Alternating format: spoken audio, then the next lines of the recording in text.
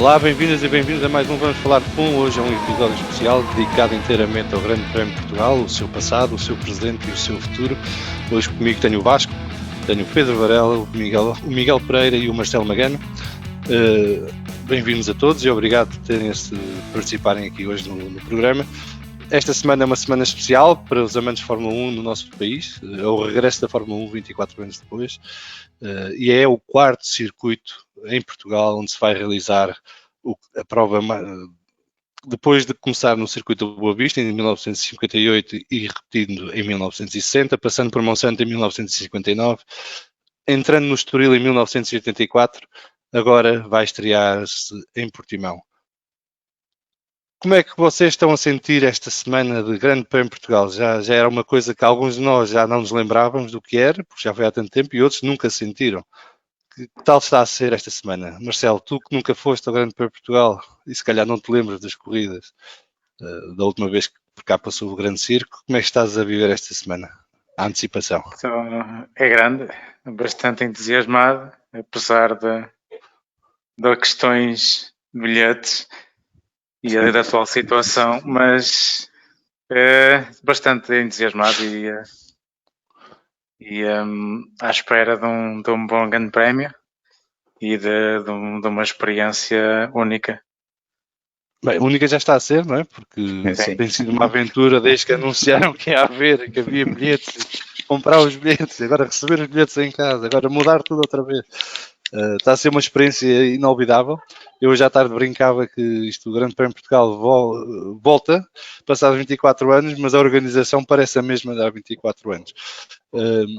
Vasco, tu que foste a vários Grandes Prémios de Portugal, que tal esta emoção de voltar a ter a Fórmula 1 no nosso país? É uma emoção grande e sobretudo porque é inesperado num ano em que nunca imaginávamos em janeiro de 2020 que íamos ter um Grande Prémio de Portugal este ano. Tem a atração de ser num circuito que pelo que já percebemos, vai ser espetacular. E pronto, à boa maneira portuguesa, como tu disseste, estamos todos aqui um bocadinho às trocas e baldarocas. Eu acabei de ter a confirmação mesmo antes de começarmos a gravar que consigo ir, que vou ter bilhete, porque tinha comprado bilhete para o peão. E estou ansioso por ver os carros a andar e voltar a ouvir aquele barulho e vou ficar, em princípio, na primeira curva, que é uma coisa ótima, portanto espero que exista muita animação por ali, porque parece que pode ser dos poucos pontos de ultrapassagem que a pista tem. Então tu vais ficar na primeira curva, bem bancada? Exatamente. Na bancada norte? Bancada norte. Exatamente. Bem, eu vou fazer uns cabés pegado em Portimão, porque não só não recebi o meu bilhete, como paguei mais do que vossas excelências e vou ficar na pior bancada de nós todos. Portanto, vou armar a barraca quando chegarmos a Portimão e se calhar nem ao Grande Prémio vou pôr logo preço. Mas mudando de assunto, Miguel, regresso da Fórmula 1 a Portugal. O Grande Prémio de Portugal, curiosamente, é um grande prémio que, se olharmos para os vencedores do passado, é uma lista de ilustres da Fórmula 1, começando com Stirling Moss, passando por Jack Brabham, Alain Prost, Nigel Mansell, Ayrton Senna, Gerhard Berger, Ricardo Patrese, Michael Schumacher, Damon Hill, David Coulthard e acabando com Jacques Villeneuve em 1996. Como é que estás a sentir este regresso da Fórmula 1 ao nosso país, apesar de não estares no nosso país atualmente, mas estás perto, estás quase tão perto de Portimão como nós que estamos cá em cima, no norte. Como é que estás a sentir este regresso da Fórmula 1 a Portugal? Sobretudo estou muito contente por todos vocês, porque sei que são muitos anos já. Curiosamente é a segunda vez que vão demorar 24 anos a voltar à Fórmula 1 a Portugal, porque a primeira vez também de 60 a 84 passaram 24 anos. E eu lembro, o meu primeiro Grande Prémio de Portugal que eu me lembro foi em 1991, portanto aqueles 5, 6 grandes prémios dos anos 90 eu lembro perfeitamente. Nunca cheguei a ir, ainda era muito miúdo para ir desde o Porto e a nível familiar também não tinha assim tanto fanatismo que me levasse, mas lembro perfeitamente das corridas, lembro perfeitamente da expectativa que gerava sempre. Lembro de colecionar as turbos e comprar os autosports quando saíam com os resumos das corridas e sobretudo fico extremamente contente do pessoal que possa ir e depois sim, é um grande prémio que tem uma história fascinante. Eu acho que de todos aqueles grandes prémios que não fazem parte do pack de, digamos, 10, 12 corridas que quase sempre estiveram na Fórmula 1, é daqueles que mais histórias gerou. E desde o primeiro grande prémio, porque se pensarmos no grande prémio de 58 na Boa Vista, e eu vi grandes prémios clássicos naquele circuito, e é realmente um circuito fascinante, tem todo.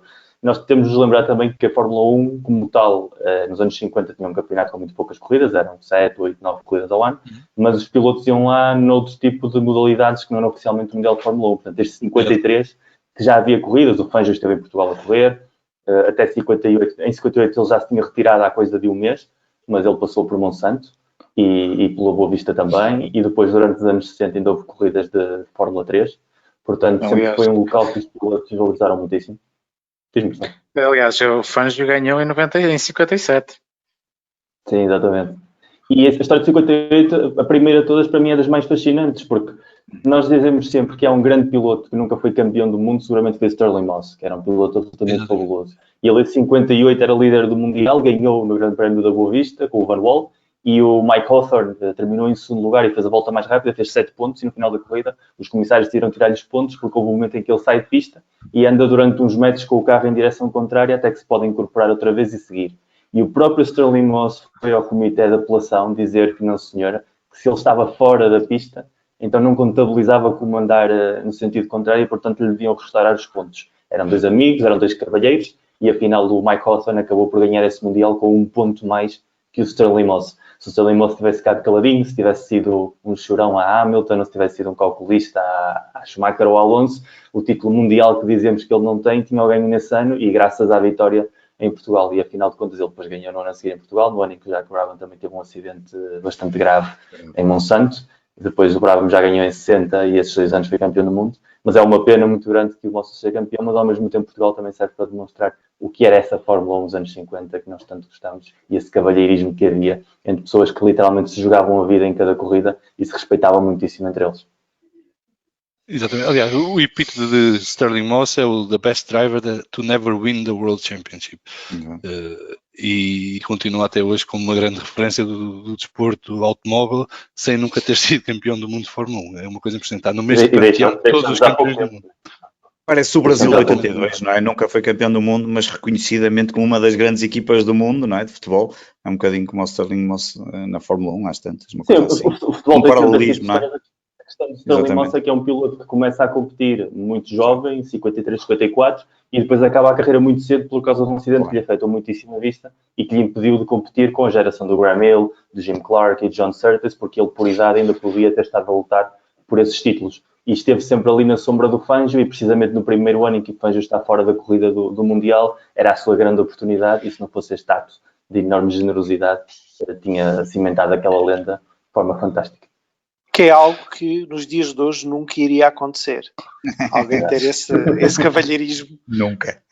Depois tinhas ao segundo rádio a chorar, qualquer piloto tivesse lutado pela vitória, dizer, qualquer que fosse. E se não fosse o piloto, era os chefes de equipa e toda a estrutura atrás no fundo a encontrar razões. Aliás, tivemos este ano tivemos um piloto a ir de trotinete, não é? Ter com os comissários. Não nos podemos esquecer, e à parte disso, no Grande Prémio de Portugal dos anos 80 também temos bandeiras negras, que é uma coisa que raramente se vê na Fórmula 1, e no entanto o Mansell conseguiu, com a bandeira negra de 89, não só atirar o Senna para fora de pista e hipotecar o bicampeonato na altura, porque obrigou depois o Senna àquela jogada de Suzuka com o Prost, porque ele tinha a ganhar as 3 corridas ao ter desistido no Estoril, mas sabendo que já levava 2 voltas de bandeira negra e ele a correr como se não fosse nada com ele, algo típico também do próprio Mansell, que o Estoril costumava dar muitíssimo bem. Ele tinha ganho lá em 86 e depois voltou a ganhar, e era um piloto que em Estoril encaixava que nem uma luva.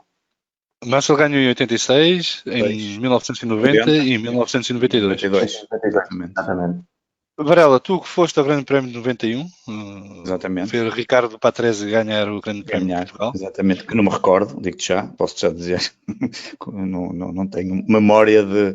Eu só, aliás, foi contigo que eu descobri que tinha sido 91, ou pelo menos fomos falando disso, porque eu lembro-me que deveria ter 15, 16 anos, e portanto bateu certo com 91 e corria o Pedro Matos Chaves, quer dizer, ele não corria, ele entrava no carro, dava umas voltas. O Pedro Matos Chaves só lá esteve em 91, portanto teve foi isso que descobrimos exatamente na altura do sexto blog. Se foi Pedro Matos Chaves, então foi em 91.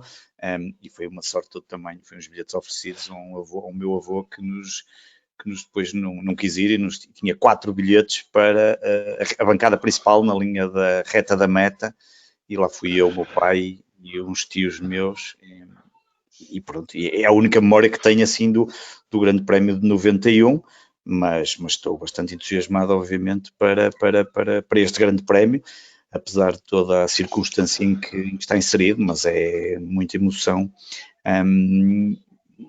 Só é pena é não poder ser mais, não nos podermos extravasar mais, não é? Porque um Grande Prémio em Portugal e com a comunidade que cresceu bastante, ou pelo menos que se deu a conhecer nestes últimos tempos, devido também à forma como as transmissões têm acontecido e a forma como a comunidade voltou a aparecer em força. Acho que tinha tudo para dar aqui uma grande festa lá em baixo, com outras condições que não vão ser possíveis. Ainda assim, espero invadir a pista para celebrar a vitória do Vettel, mas não, vamos ver, vou ter que esperar até domingo. E a quarta vitória consecutiva da Williams em Portugal. Mas uma coisa temos de dizer, que de facto, quando a Eleven começou a transmitir o Campeonato do Mundo de Fórmula 1, e com a coincidência do Drive, do Survive e das redes sociais estarem mais ativas, criou-se aqui uma onda de entusiasmo à volta da Fórmula 1 que andava ausente do país há muitos anos. E que quando a Fórmula 1 estava noutro canal não havia essa exuberância dos adeptos de Fórmula 1 e, portanto, é saudável ver agora que há tanta gente em Portugal outra vez interessada e ter este prémio, entre aspas, de podermos ter aqui um grande prémio, mesmo para quem não vai, certamente está a seguir com interesse o que está a acontecer e os preparativos, apesar de estarmos na pandemia e estarmos com as condições em que estamos e que não permite que isto seja uma festa ainda maior para o país. Mas uma das coisas que eu me lembro quando era miúdo, quando havia o Grande Prémio de Portugal, era toda a vivência do que era o Grande Prémio de Portugal começava muito antes do Grande Prémio acontecer. Uma das razões era que a indústria tabaqueira era patrocinadora, aliás, o Grande Prémio chegou a ser patrocinado era o SG Gigante, não era? O principal patrocinador do Grande Prémio durante muitos anos.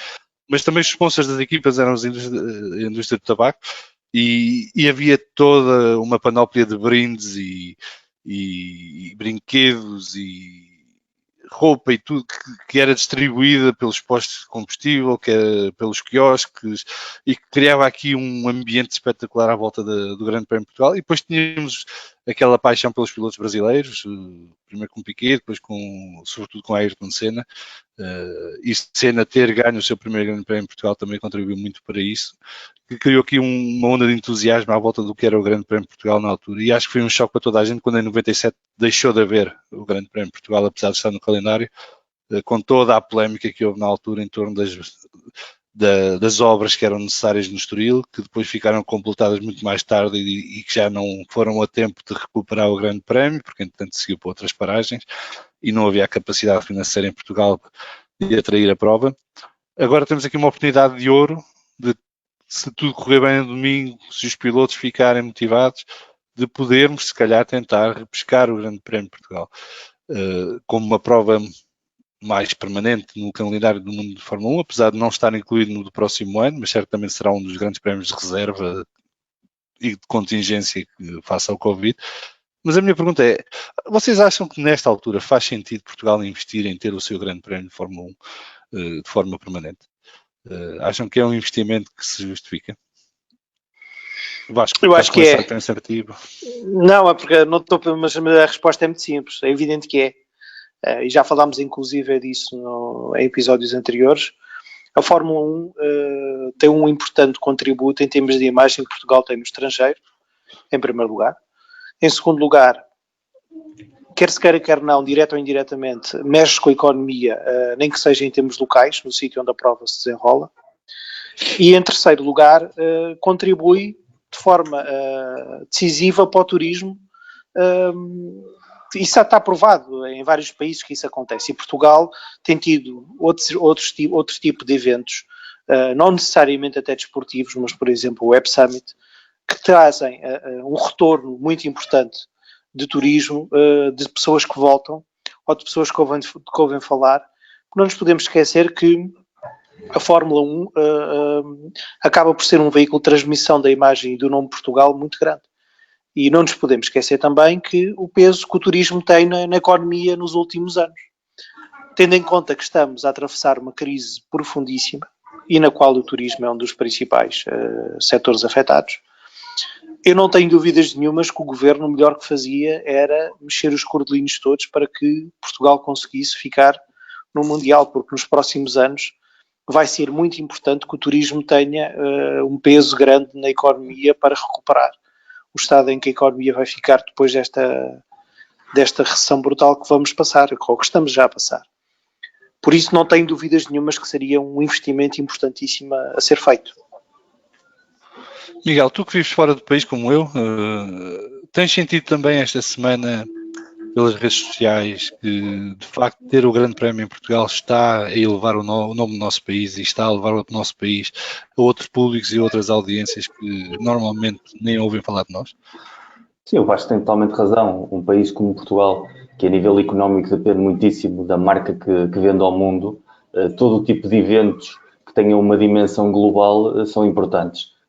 Viu-se com a final da Champions League, com todas as competições desportivas que Portugal costuma receber e com todos os eventos transnacionais, digamos assim, e a Fórmula 1 continua a ser, apesar de tudo, e mais ainda com esta nova direção e gestão económica que tem através da nova equipa americana, faz todo o sentido apostar num produto que encaixe nesta filosofia. Agora, acho que fazer essa aposta, o Simão é uma opção muito mais lógica que o Peril, tendo em conta a zona onde está, a nível de dinamismo do turismo, a nível de calendarizar a prova para uma época do ano, provavelmente para setembro, como antigamente era o Grande Prémio de Portugal, seria a melhor data dentro daquela etapa final europeia. Não sei se depois da Bélgica, depois da Itália, tentar encaixar ali, de maneira a aproveitar sempre o bom tempo. Que era quando era, exatamente. Que era para aproveitar a cultura do bom tempo que o Algarve sempre transmite, porque a nível do turismo isso também é fundamental. Ter um grande prémio em finais de outubro é fazer sempre uma lotaria com o tempo, independentemente de ser o Algarve ou de ser outra zona qualquer,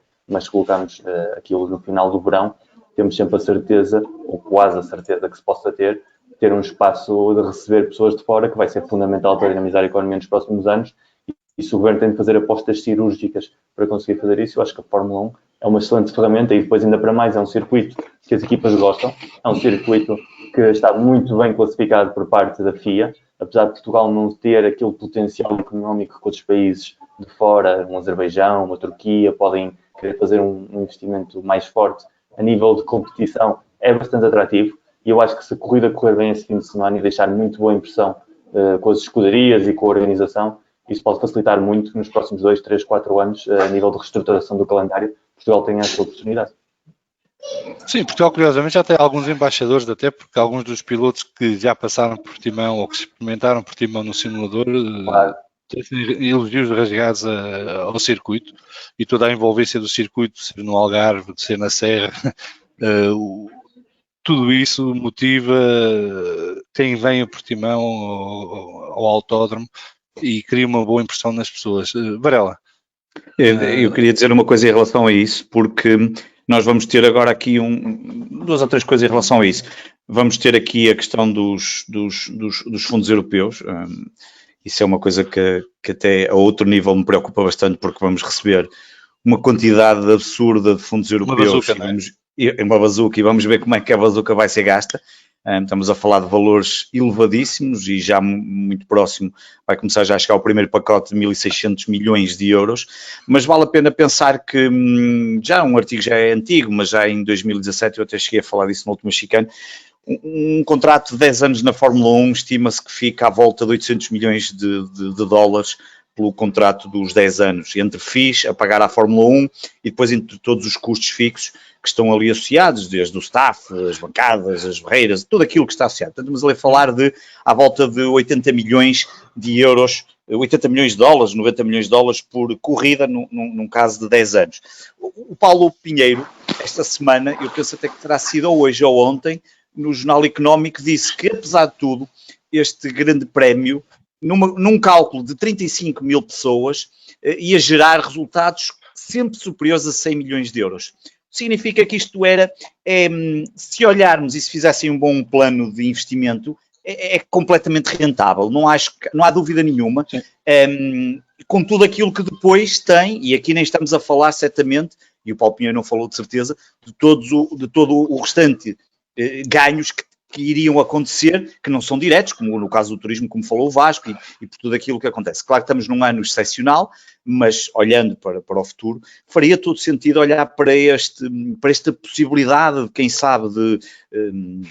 estando a Liberty aberta a isso, não sei, porque depois é um bocadinho difícil concorrer, como o Miguel disse, com as Turquias, com os Azerbaijãos e essas coisas todas que metem ali dinheiro, Arábia seja de onde Saudita. ele vier, seja Arábia Saudita, não é? Seja petróleo, seja de onde ele vier, mas valia a pena olhar para isto numa ótica de investimento, porque é claramente uma daquelas coisas que seria rentável, e além de ser rentável, que traz muita gente e tem um impacto muito grande, naquele caso, para a região do Algarve, para o turismo, e depois tem também uma ligação muito grande, afetiva, ao povo português, e claro que isso ficaria sempre numa última instância, mas acho que valia a pena olhar para esta coisa e ver com olhos de ver a possibilidade, quem sabe, de tentar trazer de volta a Fórmula 1 para Portugal noutras condições que não aquelas de estar de reserva e só surgindo uma oportunidade, como disse o Vasco, no início do ano poucos nós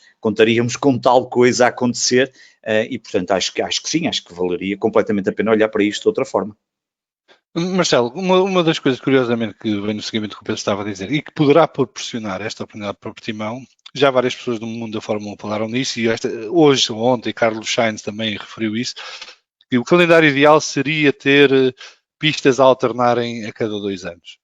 Não ter um calendário fixo de 22 circuitos que repetem todos os anos, mas calendário que a cada 2 anos mudava X número de pistas, e que permitiria ter sempre uma certa frescura na experiência, não só dos pilotos em pista e das equipas, mas também do público e dos adeptos, de poder permitir que a Fórmula 1 visitasse mais países, mais centros de atenção, mais focos de atenção da Fórmula 1. Achas que isso poderia ser uma oportunidade para Portimão se inserir, se a Fórmula 1 decidisse adotar um calendário que todos os anos alternava 5, 6 circuitos? Sim, claro que sim. Tudo o que já foi falado aqui, eu partilho da mesma opinião. Seria uma grande vantagem para Portugal expor a sua marca e fazer o tal investimento necessário. Por isso, estou completamente de acordo. E também não vejo problema nenhum em se seguir essa proposta e Portugal ser um dos países que vai sendo inserido no calendário, ano sim, ano não, ou 2 em 2 anos, algo assim de género. Eu acho que há ali alguns grandes prémios que nunca deveriam sair do calendário, mas ter sempre ali alguns que possam existir essa tal rotação. Sim. E tendo em conta que há países que já não têm o mesmo interesse pela Fórmula 1 que tiveram noutras alturas, não é? E todos os anos há pistas e circuitos que vão abandonando naturalmente. E sobre esta questão da rentabilidade, para quem estiver interessado em explorar mais isto, há um estudo que foi encomendado pelo Barcelona aqui há uns anos atrás, porque havia a motivação do município e da... Desculpa, Miguel, ajuda-me. O governo catalão, da Generalitat, queriam acabar com a Fórmula 1 porque era um prejuízo para a região, e depois foi feito um estudo de impacto económico que provou precisamente o contrário, que a Fórmula 1 trazia muito mais benefícios à região do que custos. E também essa é uma das razões pelas quais ainda há Fórmula 1 em Barcelona, apesar de o sistema político estar contra, ou ser contrário à presença da Fórmula 1 por questões ideológicas, não tanto por questões financeiras. Mas já falámos do passado, já falámos do futuro, vamos falar do presente. O presente é que temos o Grande Prémio este fim de semana.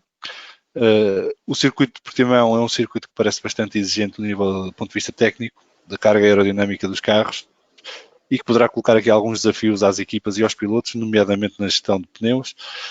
A Pirelli vai também fazer um teste de pneus na sexta-feira, já a preparar a próxima temporada.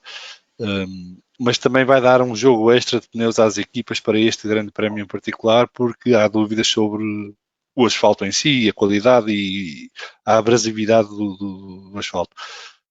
Quem é que são os vossos favoritos e não é para ganhar a corrida, porque já sabemos que para ganhar a corrida há só uma equipa que é favorita, normalmente, mas quais são os vossos favoritos para fazer uma boa figura em Portimão este fim de semana? Vasco. Eu acho que vamos ter um bocadinho o que tivemos no último Grande Prémio de Nürburgring. Ou seja, como já disseste, a Mercedes vai ser a principal candidata, mas acredito que a Red Bull vai estar muito próxima.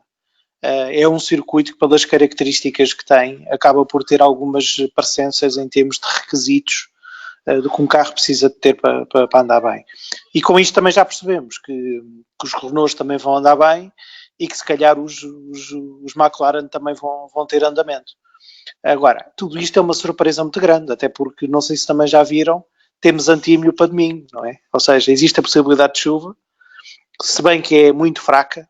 Nunca chove quando dizem existe probabilidade de chuva. Acho que este ano não choveu nenhuma vez. É verdade. Eu acho que vai chover, mas é quando tivermos já a ir a caminho dos carros para ir embora. Eu sinceramente não tenho vontade nenhuma de que chova neste grande prémio, porque sinceramente tens a dizer que ver os carros à chuva é muito mais espetacular. Eu sei que sim, mas acho que não era bom ter em conta que vou levar o meu filho mais novo, não me apetece nada que ele regresse com uma... Pois, mas mesmo assim, mas quer dizer, acho que sim, acho que vai ser, mas acho que vai ser um bocadinho nesta linha que estou a dizer. Acho que não vai existir uma mudança radical do que tem sido os últimos grandes prémios. Agora, pode existir sempre uma novidade, não é? Nunca nos podemos esquecer que a performance que a Ferrari teve, o Charles Leclerc teve na qualificação sobretudo, foi uma surpresa e é um circuito que é novo para quase todos os pilotos. É novo de certeza para quem andou de Fórmula 1. Já se sabe que parece que houve uns testes nos carros diferentes que não Fórmula 1 por parte dos pilotos. Por isso o circuito não é desconhecido de todo, mas num Fórmula 1 é diferente e podem existir situações que podem condicionar e dar origem a inesperados. Portanto, acho que mais depressa vão existir situações inesperadas em Portimão do que aconteceriam em Barcelona, por exemplo. E por isso tenho esperança que seja diferente. No caso da Ferrari, Leclerc não é novo, já conduziu lá e o Vettel vai ser novidade. É a primeira vez. Ouvi hoje. E com um carro diferente vai ser bonito. Porque a minha sensação é que a Ferrari não lhe está a dar os updates iguais aos do Leclerc. Marcelo, quem são os teus favoritos para este fim de semana?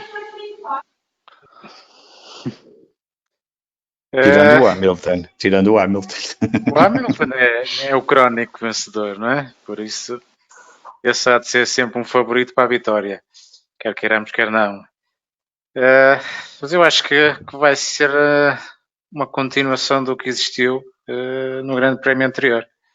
Eu acho que vamos ver ali a luta na mesma pelos final lugar do pódio e os quarto, quinto, sexto por ali. Eu acho que vai ser na mesma os Renault, McLaren, Red Bull e talvez a Racing Point também se intrometa por ali.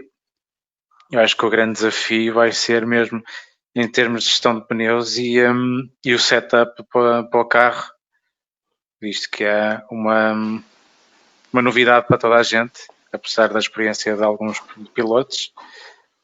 Esse vai ser o grande desafio para as equipas. Eu tenho uma pergunta e é mesmo por desconhecimento. O Lance Stroll vai correr este fim de semana ou não? À partida sim. O teste de Covid deu negativo ontem ou hoje, e portanto está livre de correr. Miguel, favoritos para este grande prémio?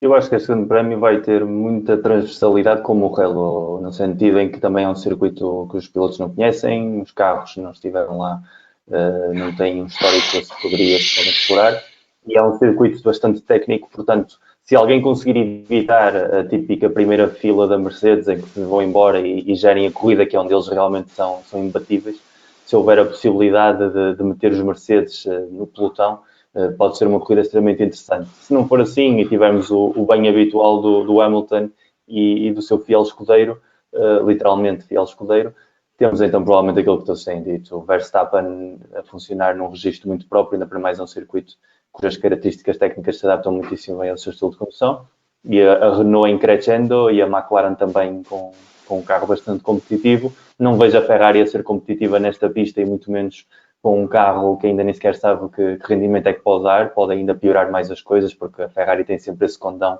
de quando pode piorar, piora. E portanto, acho que tudo vai estar na luta pela pole position.